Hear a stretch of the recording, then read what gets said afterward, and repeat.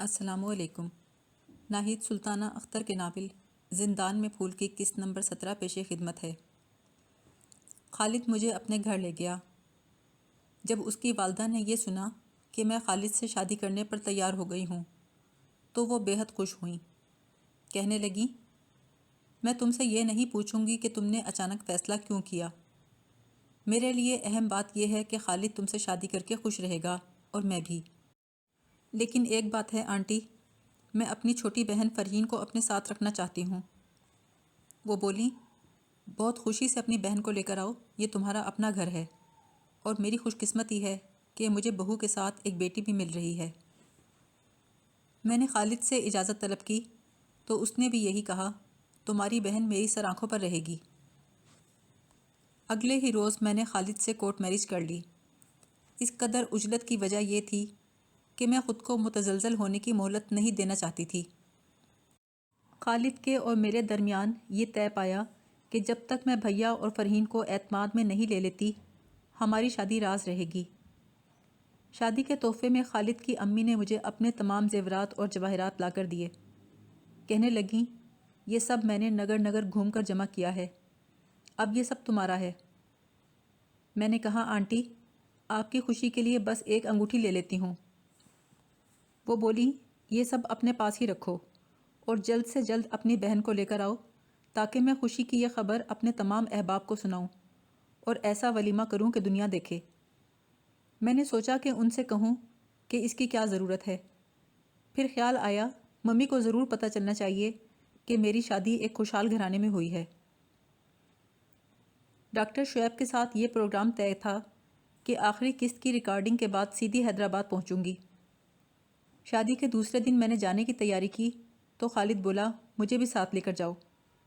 میں نے کہا، تمہیں ساتھ نہیں لے جانا چاہتی، کہیں فرحین کو یہاں لانے میں دقت نہ ہو۔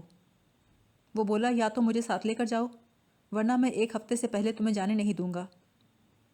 میں نے کہا، پلیز 1-2 دن کے لیے جانے دو۔ وہ بولا، اگر تم وہاں جا کر بدل گئیں تو؟ میں نے مذاق سے کہا، تو تم چین کی بنسی بجانا۔ وہ مجھے مشکوک نظروں سے دیکھتے ہوئے بولا، اگر تم نے نظریں پھیرنے کی کوشش کی تو میں زہر کھا لوں گا۔ میں نے اس کی ناک پکڑ کر کہا، فکر مت کرو، میں ساری زندگی تمہارے سر پر سوار رہوں گی، بلکہ تم تنگ آ جاؤ گے۔ سچ کہہ رہی ہو نا؟ ہاں، ہم ان لوگوں میں سے ہیں جو عہد نبھاتے ہیں۔ خالد نے برجستہ میری پکڑ کرنا چاہی اور بولا، عہد تو تم نے ڈاکٹر شعیب سے بھی کیا تھا۔ میں نے تعصب سے کہا، ہاں، مگر وہ خود ہی ہر جائی نکلے۔ اچھا، تو یہ سبب تھا؟ اس روز جو عورت تم سے ملنے آئی تھی اسٹیشن پر، کہیں ان کا ہی ڈاکٹر سے کوئی چکر تو نہیں؟ خالد، شاید تم بھول گئے، ہمارے درمیان یہ بات طے تھی کہ تم مجھے کریدنے کی کوشش نہیں کرو گے، نہ ہی کبھی میرا ماضی جاننے کی کوشش کرو گے۔ اس نے میرا ہاتھ تھام کر التجا کے انداز سے کہا، مجھے چھوڑو گی تو نہیں نا؟ دھوکہ تو نہیں دو گی نا؟ نہیں بابا، کوئی دھوکہ نہیں، لیکن مجھے جانے تو دو، ورنہ ڈاکٹر شعیب میری تلاش کے لیے اخبار میں اشتہار دے دیں گے۔ لیکن میرا دل نہیں چاہتا کہ تم جاؤ۔ پلیز خالد، میرا جانا بہت ضروری ہے، اپنا اور فرحین کا سامان بھی تو سمیٹ کر لانا ہے۔ میں گھر پہنچی تو فرحین گھر پر ہی ملی۔ ماسی اللہ رکھی، غلاموں اور چوکیدار سب مجھے دیکھ کر حسب معمول بہت خوش ہوئے۔ فرحین کہنے لگی، باجی، اپنا کام ختم کر کے آئی ہیں نا؟ ہاں میری جان۔ بس باجی، اب جلدی سے آپ کی شادی ہو جائے تاکہ ہم بھی آپ کے ساتھ کراچی چلیں۔ پاپا نے کراچی میں جو مکان خریدا ہے وہ دیکھا ہے آپ نے؟ کیسا لگا آپ کو؟ بس ٹھیک ہے۔ واہ باجی، یہ کیا بات ہوئی؟ فرحین، میری جان، گھر اور مکان میں بہت فرق ہوتا ہے۔ باجی، اب آپ گھر میں بھی مشکل مشکل ڈائلاگ بولنے لگی ہیں، بھلا گھر اور مکان میں کیا فرق ہوتا ہے؟ دیکھو فرحین، ڈاکٹر شعیب کا گھر کراچی میں ہو یا حیدرآباد میں، ہمارا اس پر کوئی حق نہیں۔ ہمارا گھر وہ ہوگا جو ہم خود بنائیں گے۔ فرحین مجھے حیرانی سے دیکھنے لگی۔ تم پریشان مت ہو، میں تمہارے لیے گھر کا بندوبست کر کے آئی ہوں۔ کیا مطلب؟ ذرا میں ڈاکٹر شعیب سے بات کر لوں، پھر تمہیں مطلب بھی سمجھا دوں گی۔ دوپہر کو ڈاکٹر شعیب گھر لوٹے تو مجھے دیکھ کر خوش دلی سے مسکرائے۔ انہیں دیکھتے ہی میرے دل پر عجیب کیفیت طاری ہو گئی۔ ان کے ہم پر جو احسان تھے سو تھے، مگر میرا ان سے جذباتی تعلق بھی تھا۔ اگر خالد سے کورٹ میرج کر کے نہ آئی ہوتی تو کچھ بعید نہیں کہ اس وقت انہیں دیکھ کر اپنا فیصلہ بدل دیتی، ان کی خامیوں اور عیبوں کو معاف کر کے انہیں دوبارہ اپنا لیتی۔ کھانے کے بعد ڈاکٹر شعیب اپنے کمرے میں جانے لگے تو میں نے ان کو روکا۔ مجھے آپ سے کچھ بات کرنی ہے۔ ہاں بولو۔ یہاں نہیں، آپ اسٹڈی روم میں چلیے، وہیں آتی ہوں میں۔ میں نے اپنے کمرے میں جا کر ان کی دی ہوئی انگوٹھی پرس سے نکالی، مٹھی میں انگوٹھی دبا کر میں ان کے کمرے میں پہنچی۔ کیا بات ہے؟ تم کچھ بدلی بدلی سی لگ رہی ہو۔ میں نے چپ چاپ انگوٹھی ان کے سامنے میز پر رکھ دی۔ یہ کیا؟ میں نے کہا، اگر آپ فقط میرے محسن ہوتے تو میں شکوہ کر کے احسان فراموشی نہ دکھاتی، لیکن میرا اور آپ کا کچھ جذباتی تعلق بھی رہا ہے، اسی لیے میں آپ سے شکوہ کر رہی ہوں۔ آپ نے مجھے دھوکے میں کیوں رکھا؟ وہ حیرانی سے بولے، دھوکے میں؟ کیسا دھوکا؟ زہرہ فرید سے مل کر آئی ہوں میں، اور جان چکی ہوں کہ عذرا مری نہیں، زندہ ہے۔ مجھے سب پتہ چل چکا ہے۔ آپ اس کے ساتھ کبھی وفادار نہیں تھے، اور آپ نے اپنا اثر و رسوخ استعمال کر کے اسے پاگل قرار دلوا کر پاگل خانے میں داخل کرا دیا۔ وہ بولے، یہ سراسر جھوٹ ہے۔ تو پھر سچ کیا ہے؟ سچ وہی ہے زری جو میں نے پہلے بتایا تھا۔ عذرا کے خراب رویے کی وجہ سے میں ڈاکٹر آمنہ کی طرف متوجہ ہوا۔ پھر اس نے سمندر میں چھلانگ لگائی، جس میں وہ خود تو موزانہ طور پر بچ گئی، لیکن زہیب اپنی جان سے گیا۔ بیٹے کی موت احساس جرم بن کر اس کے ذہن میں رہ گئی۔ اسی صدمے سے اس کا ذہنی توازن خراب ہو گیا۔ پہلے تو میں گھر پر ہی اس کا علاج کرواتا رہا، لیکن اس کی حالت خراب ہونے پر اسے ایک نفسیاتی علاج گاہ میں داخل کروا دیا۔ اس کی صحت بد سے بدتر ہوتی چلی گئی، یہاں تک کہ ایک روز وہ خدا کے پاس چلی گئی۔ یہ واقعہ تم لوگوں کے یہاں آنے سے چند ماہ قبل ہی ہوا تھا، لیکن آپ نے تو مجھے بتایا تھا کہ آپ کی بیوی اور بیٹے دونوں کی موت سمندر میں ڈوبنے سے ہوئی تھی۔ ہاں، اس وقت تم لوگ بہت بری جذباتی کیفیت میں یہاں آئے تھے، اور اس اندیشے کی وجہ سے یہاں رکنا نہیں چاہتے تھے کہ اگر میں شادی کروں گا تو میری بیوی تمہیں قبول نہیں کرے گی۔ تم لوگ بہت کمسن تھے، میں تمہیں اپنی زندگی کی کہانی سناتا تو تم وہ پیچیدہ حالات سمجھ نہیں سکتے تھے، اس لیے میں نے تھوڑی سی غلط بیانی کی، تمہیں بتایا کہ میری بیوی بہت پہلے مر چکی، لیکن دراصل اسے مرے چند ماہ ہی گزرے تھے۔ اسے تم جھوٹ نہیں کہہ سکتی۔ ہاں، تھوڑی سی غلط بیانی ضرور کی تھی۔ اتنی غلط بیانی تو تم لوگوں نے بھی کی۔ اپنے چھوٹے بھائی کی موت کا قصہ مجھ سے چھپا لیا تھا۔ اعتماد ہوتے ہوتے ہی ہوتا ہے نا زری۔ ڈاکٹر شعیب کی باتیں سن کر میں شرمندہ ہو گئی۔ وہ سچ کہہ رہے تھے۔ ہم بہن بھائی اکثر آپس کی باتیں ان سے چھپایا کرتے تھے۔ میں نے خود کلامی کے انداز سے کہا، اس کا مطلب ہے زہرہ فریدی نے مجھ سے جو کچھ بولا وہ جھوٹ ہے؟ میں نے کہا، زہرہ فریدی مجھ سے ملنے آئی تھی، اس نے مجھ سے آپ کے بارے میں بہت الٹی سیدھی باتیں کی ہیں۔ وہ بولے، زری، میں نے تمہیں پہلے بھی بتایا تھا کہ ہمارا گھر خراب کرنے میں زہرہ کا بہت ہاتھ تھا۔ ہماری شادی کے بعد اس نے ہمیں کبھی سکون سے رہنے نہیں دیا۔ میرے حوالے سے اس نے عذرا کے دل میں اتنی غلط فہمیاں پیدا کیں کہ ان کا اختتام عذرا کی موت پر ہوا، اور اس خودکشی والے واقعے کے بعد تو اس نے میرے خلاف اتنا پروپیگنڈا کیا کہ میں لوگوں سے منہ چھپاتا پھرتا تھا۔ تو کیا زہرہ کو پتہ ہے کہ عذرا کا انتقال ہو چکا؟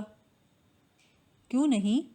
جب عذرا کی ڈیتھ ہوئی تھی تو اس کی میت کو کندھا دینے والوں میں زہرہ کا شوہر بھی شامل تھا۔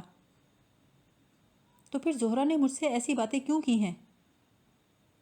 زری، یہ کوئی نئی بات نہیں، اس نے ہمیشہ میری جڑیں کاٹنے کی کوشش کی ہے، لیکن اب جب تم میرے ساتھ ایک رشتے میں بندھ گئی ہو تو ہمیں ایک بات کا خیال رکھنا ہوگا کہ ایک دوسرے پر کامل بھروسہ کریں، ایک دوسرے کو قابل اعتماد جانیں۔ انہوں نے میز پہ رکھی انگوٹھی اٹھائی اور میری طرف بڑھاتے ہوئے بولے، یہ لو، اسے انگلی میں ڈالو۔ میرے دماغ میں آندھیاں چل رہی تھیں۔ بڑی مشکل سے میں نے کہا، اب یہ انگوٹھی میں اپنی انگلی میں نہیں پہن سکتی، کیونکہ زہرہ کی باتوں سے مجھے ایسا دھچکا لگا کہ میں نے آپ سے بدظن ہو کر خالد سے کورٹ میرج کر لی ہے۔ میری بات سن کر ڈاکٹر شعیب سکتے میں رہ گئے۔ وہ ایک لفظ بولے بغیر خاموشی سے مجھے دیکھ رہے تھے۔ اس وقت میں ان سے نظریں ملانے کی ہمت نہیں کر رہی تھی۔ کاش میں نے جذبات سے کام لینے کی جگہ عقل سے کام لیا ہوتا، لیکن تقدیر کا کھیل شاید اسی کو کہتے ہیں۔ ڈاکٹر شعیب بڑی دیر تک دلگیر سے بیٹھے رہے۔ پھر انہوں نے بوجھل آواز میں کہا، جب تم شادی کر ہی چکی ہو تو میں سوائے دعا دینے کے کیا کہہ سکتا ہوں، لیکن زریں ایک بار مجھ سے تصدیق تو کر لی ہوتی۔ شرم کے مارے میرا دل چاہتا تھا کہ زمین پھٹے اور میں اس میں سما جاؤں۔ وہ بولے، بہرحال جو ہوا سو ہوا، میری دعا ہے تم ہمیشہ خوش رہو۔ میں نے بڑی مشکل سے کہا، میں فرحین کو اپنے ساتھ کراچی لے جانا چاہتی ہوں۔ وہ ایک دم بولے، زریں تم ایک ستم تو کر بیٹھی ہو، کم سے کم مجھ سے فرحین کو تو مت چھینو، وہ مجھے اپنی اولاد کی طرح عزیز ہے۔ میں نے بھیگی آنکھوں سے انہیں دیکھ کر کہا، میں اب بار بار یہاں نہیں آ سکوں گی۔ جس شخص کا ہاتھ میں نے تھاما ہے وہ بھی بچپن سے بے یقینی اور بدگمانیوں کا شکار ہے۔ مجھے ڈر ہے کہ میرے بار بار یہاں آنے سے وہ میرے اور آپ کے بارے میں کسی بدگمانی کا شکار نہ ہو جائے۔ بولے، میں فرحین کو تم سے ملانے کے لیے وہی لے آیا کروں گا، تمہیں یہاں آنے کی ضرورت نہیں پڑے گی۔ میں نے کہا، کب تک؟ کب تک آپ ہماری خاطر قربانیاں دیتے رہیں گے؟ ڈاکٹر شعیب بولے، زریں کراچی والا مکان میں تمہارے نام پر خرید رہا تھا، اب وہ فرحین کے نام کر دوں گا۔ تمہاری زندگی میں دو ہی خون کے رشتے ہیں، عارف اور فرحین۔ شادی شدہ لڑکیوں کے لیے ان کا میکہ گھنی چھاؤں کی طرح ہوتا ہے۔ کراچی والے گھر میں فرحین اور عارف تمہیں اپنے منتظر ملا کریں گے۔ اس شام ڈاکٹر شعیب کلینک میں نہیں بیٹھے، فرحین کو اور مجھے لانگ ڈرائیو پر لے گئے۔ انہوں نے فرحین کو اعتماد میں لے کر وہ خبر سنائی۔ فرحین پھوٹ پھوٹ کر رونے لگی۔ میں نے اسے دلاسا دینے کی کوشش کی تو اس نے میرا ہاتھ جھٹک دیا۔ آپ چلی جائیں میرے سامنے سے، میں آپ کو دیکھنا نہیں چاہتی۔ ممی بھی خود غرض ہیں، آپ بھی خود غرض ہیں۔ میں خود کو فرحین کی خوشیوں کا قاتل سمجھ رہی تھی۔ فرحین کا ری ایکشن دیکھ کر میرا دل ڈوب رہا تھا۔ بھیا کو منہ دکھانے کے خیال سے مجھے کوفت ہو رہی تھی۔ ان سے کتنی مخالفت لے کر میں نے ڈاکٹر شعیب سے شادی کا فیصلہ کیا تھا، اور اس فیصلے سے قبل بھیا کو بار بار یقین دلایا تھا کہ اخبارات میں میرے اور خالد کے بارے میں جو خبریں آ رہی ہیں ان میں کوئی حقیقت نہیں۔ اب اگر وہ یہ کہیں، دیکھا یہی سچ تھا نا، تو میں کس منہ سے صفائی پیش کر سکوں گی؟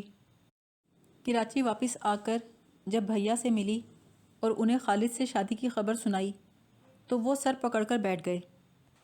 انتہائی غم و غصے سے بولے، زری تم کیوں تماشا بن رہی ہو اور اپنے ساتھ ہمیں بھی تماشا بنا رہی ہو؟ خالد سے ہی شادی کرنی تھی تو ڈاکٹر شعیب سے منگنی کا ڈھونگ کیوں رچایا؟ بھیا وہ ڈھونگ نہیں تھا، انہی سے شادی کرنا چاہتی تھی۔ میں نے مہموم لہجے میں شروع سے آخر تک زہرہ سے اپنی ملاقات اور اس کے جھوٹ کا تمام قصہ سنایا۔ وہ بولے، مجھے بہت افسوس ہوا زری کہ تم نے اتنی جلد بازی سے کام لیا، کم سے کم مجھ سے ہی مشورہ کر لیتی، ہم دونوں مل کر کچھ سوچ بچار کر لیتے۔ بھیا کیا آپ کو بھی افسوس ہوا؟ آپ تو ڈاکٹر شعیب سے میری شادی کے اتنے مخالف تھے۔ زری، میں مخالف صرف اس لیے تھا کہ تمہاری اور ان کی عمروں میں بہت فرق ہے، ورنہ وہ آدمی ہر لحاظ سے اچھے ہیں، اور خالد کے بارے میں جتنا میں نے اخباروں میں پڑھا ہے اس سے یہی اندازہ ہوتا ہے کہ وہ بہت مغرور اور بد دماغ انسان ہے۔ ایسے آدمی کے ساتھ گزارا کرنا خاصا مشکل ہوگا۔ بھیا، میں جذباتی طور پر اس وقت اتنی مجروح تھی کہ میری سوچنے سمجھنے کی صلاحیت ختم ہو گئی تھی۔ خیر، اب کیا ہو سکتا ہے، جو ہونا تھا سو ہو چکا۔ لیکن تم کسی مشکل میں اپنے آپ کو تنہا مت سمجھنا۔ بھیا کی بات سن کر میری آنکھیں بھر آئیں۔ خالد سے میری شادی کی خبر بہت جلد مشہور ہو گئی، کیونکہ اس کی امی نے بہت ہی شاندار ولیمہ دیا اور تقریباً ہر اخبار میں ہماری شادی کی خبر چھپی۔ ولیمے کے بعد میں اور خالد یورپ چلے گئے۔ 2 ڈھائی ماہ گھومنے پھرنے کے بعد واپس پاکستان لوٹے۔